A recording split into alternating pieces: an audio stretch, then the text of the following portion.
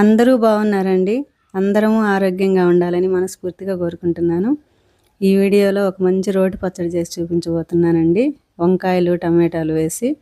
ఇది అన్నంలోకి అయితే చాలా బాగుంటుంది. వేడి అన్నంలో కొద్దిగా నెయ్యి వేసుకొని తిన్నామంటే. దీనికోసం కొంచెం ఆయిల్ వేసుకోవాలండి. 1 టేబుల్ స్పూన్ ఆయిల్ వేసి, కొద్దిగా జీలకర్ర, కొంచెం ధనియాలు, కొద్దిగా మెంతులండి వేసి, ఈ మెంతులు చాలా బాగుంటాయి అన్నమాట ఈ పచ్చడికి.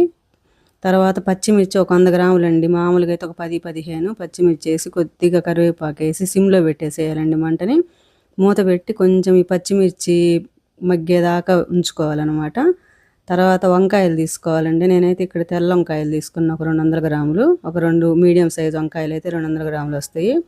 ఒకవేళ తెల్ల వంకాయలు దొరకకపోయినా మామూలుగా నల్లగా ఉంటాయి కదా వంకాయలు, అవి వేసుకున్నా కూడా బాగానే ఉంటుంది. ఇవి కొద్దిగా మగ్గిన తర్వాత టమాటాలండి. ఇవి కూడా ఒక 200 గ్రాములు, 250 గ్రాములు వేసుకున్నా కూడా బాగానే ఉంటుంది.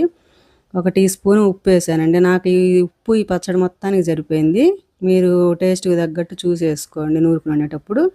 ఇంక ఇది మూత పెట్టి పూర్తిగా మగ్గించుకోవాలండి. ఇంకా టమాటాలు ఇవన్నీ బాగా మగ్గిన తర్వాత చింతపండు అంటే చిన్న ఉసిరికాయలో సగం వేస్తే సరిపోద్దండి. దీంట్లోకి టమాటాలు ఎక్కువ వేసుకుంటాం కదా, చింతపండు ఎక్కువ పట్టదనమాట.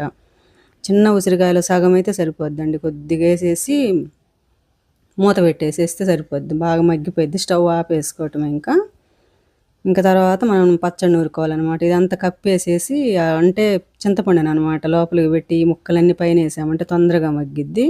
ఇంక ఈ విధంగా మూత పెట్టేసి స్టవ్ ఆపేసుకోవటమేనండి. ఇంకా కొద్దిగా చల్లారిన తర్వాత మనం రోట్లో నూరుకుంటున్నాం కాబట్టి చల్లారకపోయినా ఏం కాదు.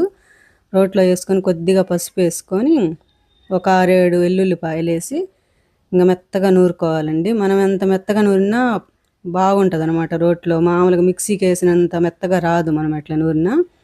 కాబట్టి వీలైనంత మెత్తగా నూరుకోవాలి. ఇంక ఇట్లా ఈ విధంగా మెత్తగా నూరుకున్న తర్వాత ఉల్లిపాయలండి. నేను ఉల్లిపాయలు ఇట్లా సగానికి చేసి కచ్చా పచ్చగా దంచుకోవాలి. ఉల్లిపాయను మెత్తగా నలపకుండా. ఈ పచ్చడికి ఉల్లిపాయల టేస్ట్ చాలా బాగుంటుంది ఇట్లా కచ్చా పచ్చగా నూరుకుంటే.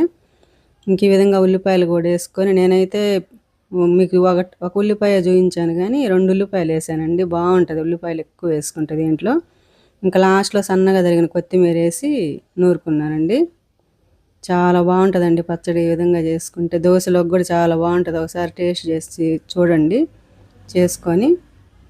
ఇంక ఈ విధంగా బాగా నూరుకొని రోట్లో తీసుకోవటమేనండి. దీనికి ఇంకా తాలింపు కూడా ఏం అవసరం లేదు. మనము ఫస్ట్ వేసుకున్న ఆయిలే సరిపోద్దండి. ఆయిల్ కూడా ఎక్కువ వేయం మనము. బాగుంటుంది, చాలా టేస్ట్ ఉంటుంది. మనమే ఫ్రిడ్జ్లో కూడా పెట్టిన అవసరంలో ఈరోజు చేసుకున్నామంటే రేపటికి కూడా ఉంటుందండి బాగా.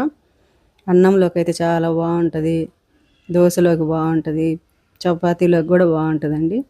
ఒకసారి మీకు కనుక ఈ రెసిపీ నచ్చినట్లయితే తప్పకుండా ట్రై చేయండి మీరు. అందరికీ నచ్చిద్దండి. చాలా బాగుంటుంది. టేస్ట్ అయితే చాలా బాగుందండి. థ్యాంక్ యూ ఫర్ వాచింగ్ అండి.